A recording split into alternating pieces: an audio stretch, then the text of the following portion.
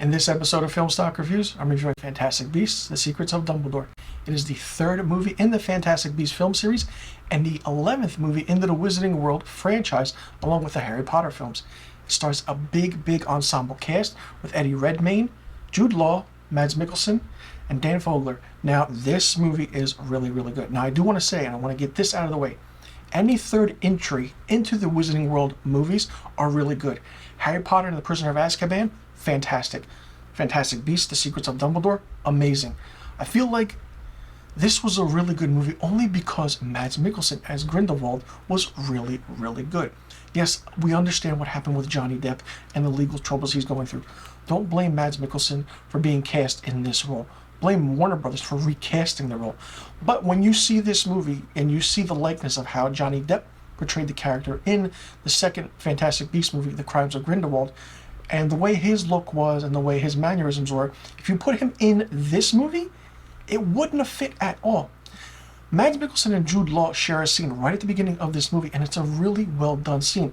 We get the history of the two right off the bat. And yes, there is a love story between the two of them, and Warner Brothers tried to stop that love story because J.K. Rowling, and it's been said that Dumbledore is gay. There's nothing wrong with that at all, which is really good for the character, and it makes it more interesting. Mads Mikkelsen as Grindelwald was fantastic. He really put a lot into this role and this acting. He has very short scenes, really quick scenes. Maybe the longest scene is probably in the ending, but when he does come on screen, he is very powerful at what he does. Jude Law, like I said, and I've been saying it, he's a perfect casting for Dumbledore, a younger Dumbledore for that matter. He just brings his presence on, and then over the course of time, you know what happens with Dumbledore as he grows older and he mentors Harry Potter. This movie was good. The CGI was really great, and the underlining story between Kowalski, played by Dan Fogler, is really good. He still loves Queenie. He still wants to, there's still some good in her, and he believes that, but nobody else believes that. And seeing Mads Mikkelsen trying to manipulate certain people is really interesting. Now, I'm not a fan of Ezra Miller as Credence in this franchise. I feel like it doesn't fit at all, and certain aspects of the character is underlining. The reason this movie is called The Secrets of Dumbledore is because there is a big secret that is revealed in this movie.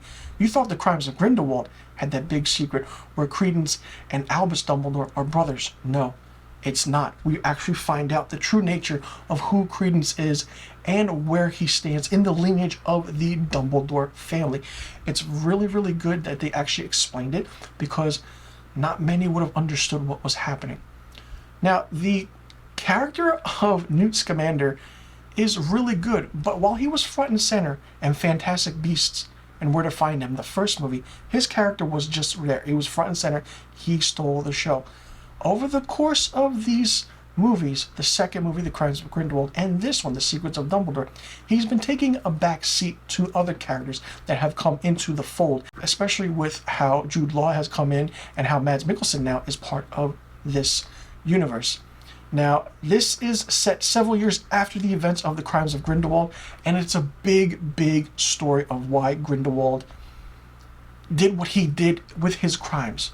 There's a political aspect, an underlining story of some political aspirations of what Grindelwald wants.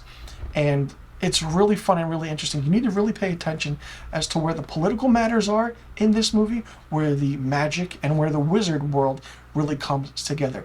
There are a lot of great funny moments in this movie. Now, this movie picks up right after the second half and where the third act begins.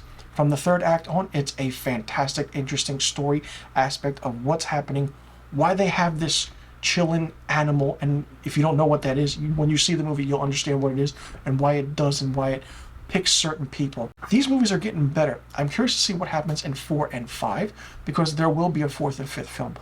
Will they have another actor portray Grindelwald like they have done in these movies, where Colin Farrell played him in the first one, which then transitioned into Johnny Depp, which then now it's Mads Mikkelsen? If they do change the character, and they do change the actor for that matter, 4 and 5 should bring in different actors for that role. And then at the end of the 5th film, bring in a big name actor to close out the role. There is a good fight scene. There's a quick fight scene between Grindelwald and Dumbledore, and it's not what you think it could be. But I'm hoping it's a really, really big fight scene with them in the conclusion of this Fantastic Beasts film series, because the Harry Potter and Voldemort fight scene in Deathly Hallows was so underutilized, and they could have done so much more, that they need to really understand that this fight scene between Grindelwald versus Dumbledore needs to be the best that this franchise in the Wizarding World has ever seen. For me, Fantastic Beasts: The Secrets of Dumbledore gets 4 out of 5 stars. So let me know in the comment section below what you thought about Fantastic Beasts: The Secrets of Dumbledore. Did you like it? Did you not like it? What did you think of it? What do you think about Mads Mikkelsen being cast in the role of Grindelwald? Do you like the love story aspect between Dumbledore and Grindelwald? Do you like that secret that was said in this movie? Did it change your idea of what was happening? And do you want to see a different actor portray Grindelwald in the 4th and 5th movie? If so, who would you cast in that role? And I will say that I would like to see Benedict Cumberbatch play Grindelwald in the 4th movie if they do recast the role, with the, how everything's going about how different actors are portraying this role in this film series. Let me know in the comment section below about the questions I just asked, and I'll see you guys in the next review video.